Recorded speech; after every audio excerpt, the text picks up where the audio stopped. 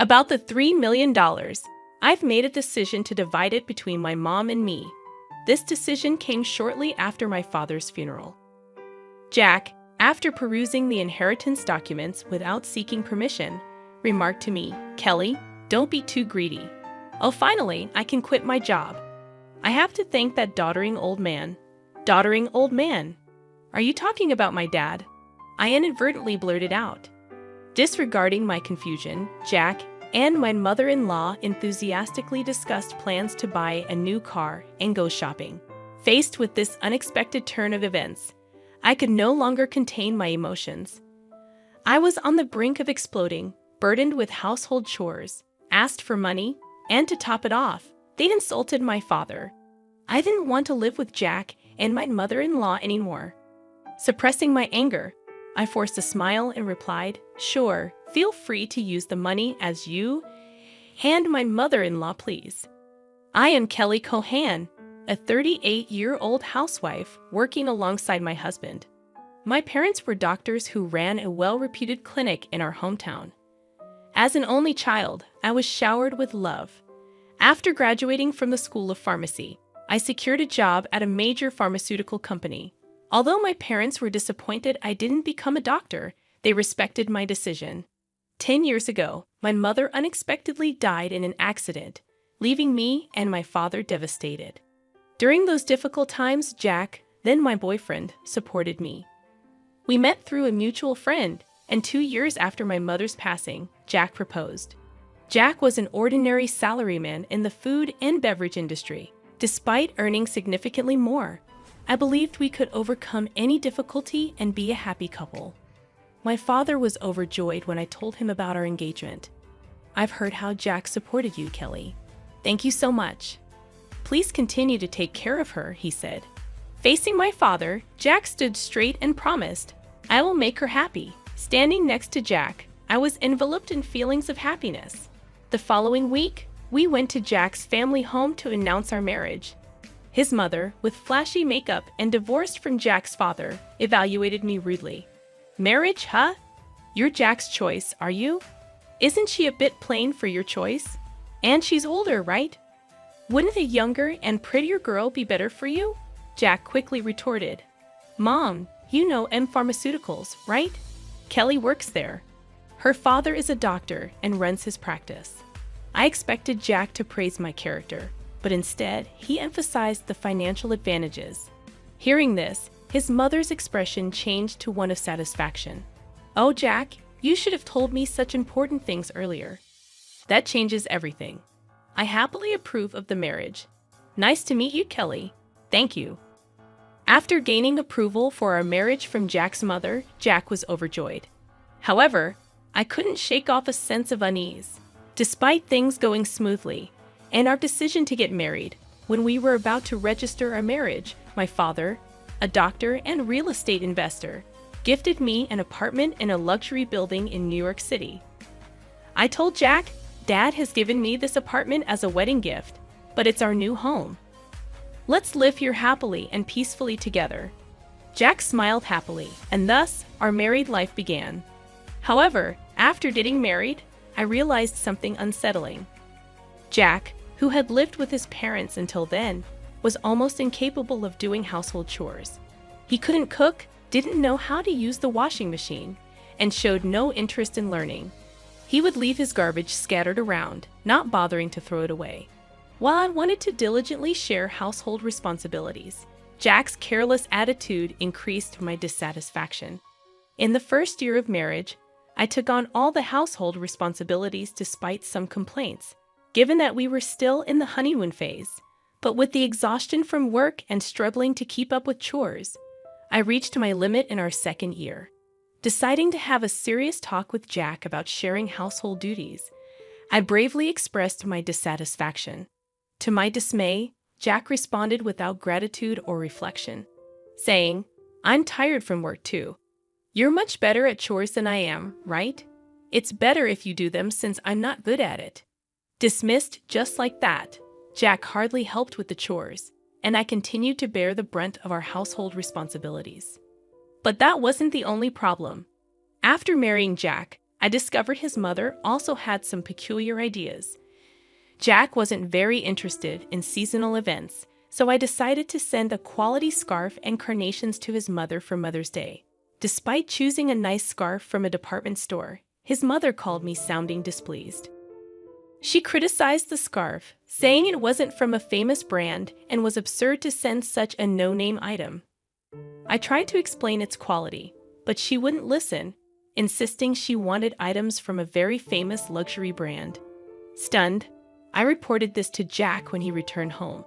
But instead of empathizing, he said, "What? It's just do as she said." Jack didn't take my side, and from then on, we started giving her cash as she demanded.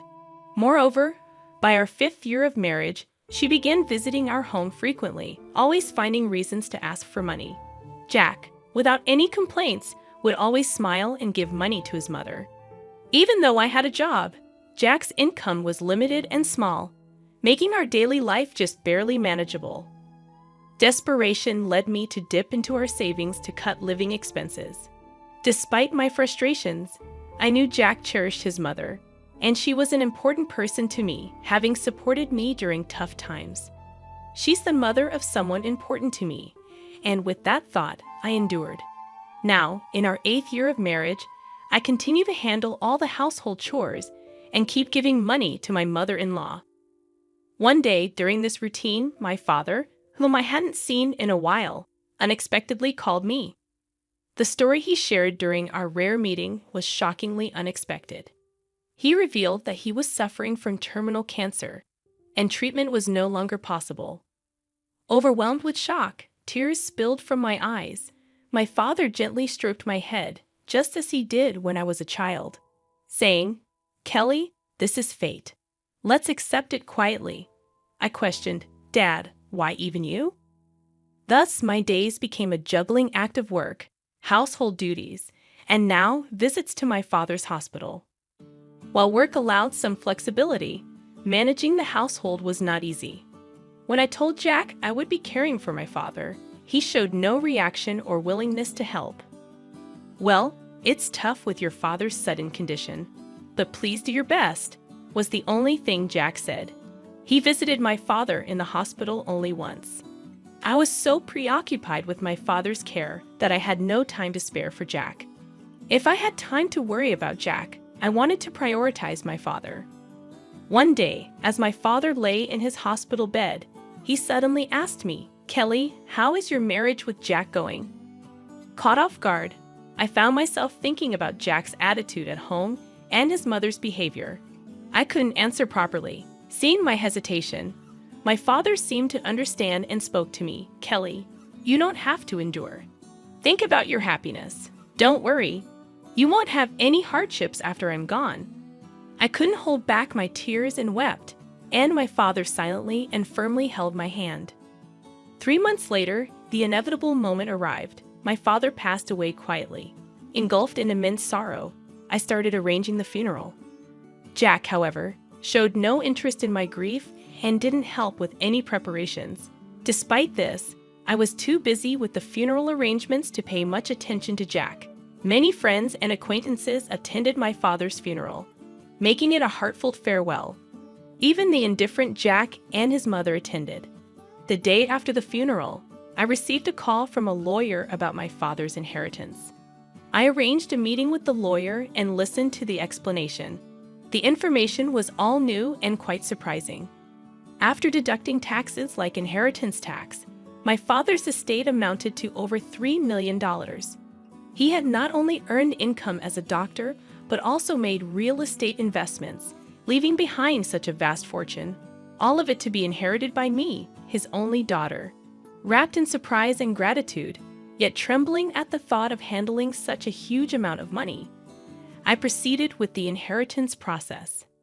After returning home, I spread out the documents received from the lawyer on my desk. Reading through them, exhaustion overwhelmed me, and I ended up dozing off on the sofa for a short while. When I awoke, I heard the cheerful voices of Jack and his mother from afar. "Huh, Jack and mother too. When did you come?" As I spoke, Jack approached me with a beaming smile, saying, "Yes, Kelly, well done. Huh, what? Confused by his sudden excitement, I noticed the documents in Jack's hand. They were the inheritance papers I had received from the lawyer. Wait, don't just read those without asking. Shocked and angry at Jack for looking through the documents without permission, I raised my voice at him. However, my mother-in-law, unconcerned, happily chimed in, "Wow, an inheritance of $3 million. Isn't that amazing? Now we can live comfortably for the rest of our lives." Confused, I couldn't understand why my mother-in-law suddenly said that. Then Jack turned serious and continued, "By the way, about this $3 million, I've decided that it will be split between me and my mom." It was right after my father's funeral. Jack, having looked at the documents related to the inheritance I was supposed to receive without permission, said to me, "Kelly, don't be too greedy." Oh, now I can finally quit my job. I have to thank that doddering old man. Doddering old man, are you talking about my dad? I accidentally said it out loud. Well, anyway, let's proceed with the inheritance process and get the money into our joint account as soon as possible. Ignoring my confusion over this sudden turn of events, Jack and my mother-in-law were excitedly talking about buying a new car and shopping. At that moment, I couldn't hold back my emotions any longer. I was on the verge of exploding, being burdened with household chores, asked for money, and to top it off, they insulted my father. While holding back my anger, I replied with a forced smile, "Sure, use the money you and my mother-in-law, please, as you wish." Hearing this, my mother-in-law, seemingly satisfied, said cheerfully, "That's the spirit, Kelly." Quick to agree. "Now make sure you work hard and earn money. I don't want our savings to decrease, so work hard." I just nodded and pretended to listen to her selfish words. Afterward, Jack and my mother-in-law began living as if they had lost their minds, consuming money lavishly. Jack quickly quit his job, and my mother-in-law practically moved in with us, staying at our house constantly. They would leave in the morning, returning with luxury brand items they had splurged on. The 3-star restaurant we went to today wasn't as great as I expected. Yes, it was a bit underwhelming for us, the sophisticated ones. They had conversations as if they had become wealthy celebrities while dumping all the housework on me as if I were a maid. Jack seemed to think my father's inheritance would come through immediately. He carelessly withdrew money from our joint account, and my savings of $100,000 dwindled rapidly. When I protested their excessive spending, Jack just laughed it off. "Huh? What are you talking about? Isn't $3 million coming soon? Then this kind of spending is no big deal." I warned him, "I've already stopped it." But Jack completely ignored me.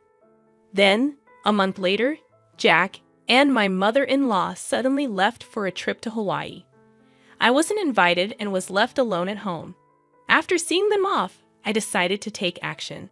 About a week later, while I was relaxing at home, I heard a loud knock on the door, wondering what was happening. I glanced at the intercom monitor and saw Jack and my mother-in-law, both dressed in aloha shirts, standing at the front door. What do you want?" I asked calmly and coldly. Red with anger, Jack yelled, "What are you even talking about? Why won't the door open?" Seeing Jack and my mother-in-law confused as to why the door wouldn't open, I confidently answered through the intercom, "Well, I changed the locks on the door, so of course, it won't open." "What? Why? Let's talk over this calmly at the nearby cafe." "Please go ahead. I'll join you shortly," I suggested. Jack and his mother, after shouting in front of the entrance, seemingly realized it was futile and soon headed to the cafe. Once I confirmed they had left, I made my way to the cafe. Arriving there, I saw Jack and his mother, who had arrived earlier, waiting in a state of fury. "Hey, what's this about? Did you change the locks? Hand over the new keys right now." "There's no need for me to give you the new keys. You both need to leave that house," I calmly told Jack and his mother. Facing a visibly angry Jack, I presented a piece of paper. It was a divorce petition I had already filled out. "Divorce? You're serious about divorcing me?" His mother was equally shocked and bewildered. Kelly, why has it come to this? I spoke quietly to the two who were panicking and flustered. By the way you've been spending lavishly every day, are you sure your finances are okay? What money? Of course, it's fine, Jack retorted vehemently, spitting as he spoke. Your father's inheritance is coming, right? There should still be over $50,000 in our joint account. Look, I'll show you right now. Here it is. Saying this, Jack took out his smartphone and opened the banking app to check the account. At that moment, his expression changed abruptly. What? What's this? Why is the money gone? It was there just the other day. Hearing Jack's words, his mother also hurriedly looked at her phone, her face showing confusion. I revealed the truth to them as they were panicking, not understanding the situation. Of course, it's gone. I'm divorcing you. So I moved that $50,000 to my account as part of the property division. What? What do you mean? Jack's face turned to anger for a moment. But then he smirked, as if remembering something. Fine, I'll divorce you then. Transfer the inheritance you got from your dad right away. After all, property acquired during the marriage is split half and half in a divorce, right? Well, you might be misunderstanding something. I replied, why didn't you know? The inheritance I received, even though it was during our marriage, doesn't count for property division. There was a moment of silence between us. Then Jack and his mother's expressions changed drastically. Perhaps they truly believed they would receive part of my inheritance. I was just astonished and could only sigh in disbelief. No, that can't be true. That's impossible. Her face turned red with a mix of denial and anger. Please check for yourself, I said mockingly. Jack started frantically searching on his smartphone. It says here, property inherited by one spouse from a parent is considered separate property. Therefore, it's not subject to division and can't be split between the spouses. What? Seriously? His mother too looked at the screen in shock. Then Jack approached me, pleading desperately, Kelly, please don't divorce me. I have no savings and no job. How am I supposed to live if you divorce me? Faced with Jack's whining, I spoke to him clearly and firmly. What are you talking about? Take responsibility for your actions. I will never forget how you both treated me. I'm divorcing you. I'll go to court if I have to. Intimidated by my fierce demeanor, which they had never seen before, Jack and his mother shrunk back in fear, whimpering softly. Leaving the two of them dejected, I walked out of the cafe. Later on, Jack and I were able to go through the divorce proceedings without any issues. The $50,000 I had moved from our joint account was recognized as part of the marital property division. Eventually, I managed to get Jack and his mother out of my house. Jack, having already squandered the money from the property division, found himself penniless. Furthermore, he was overwhelmed with bills from the overseas trip and other expenses he had paid for with his credit card, quickly sinking into debt. Jack and his mother had to take on even more debt to make these payments, and they now live in a rundown apartment, working tirelessly every day to pay off their debts. The stark contrast to their former lavish lifestyle has been a huge shock for them. On the other hand, I sold the condo I used to share with Jack. I then moved into the apartment that used to belong to my father. I continue to work as before, but with the inheritance I received from my father, I am living a comfortable life financially, with gratitude to my late father in my heart. I want to start anew and cherish my life ahead. I aim to protect my happiness and spend my days peacefully.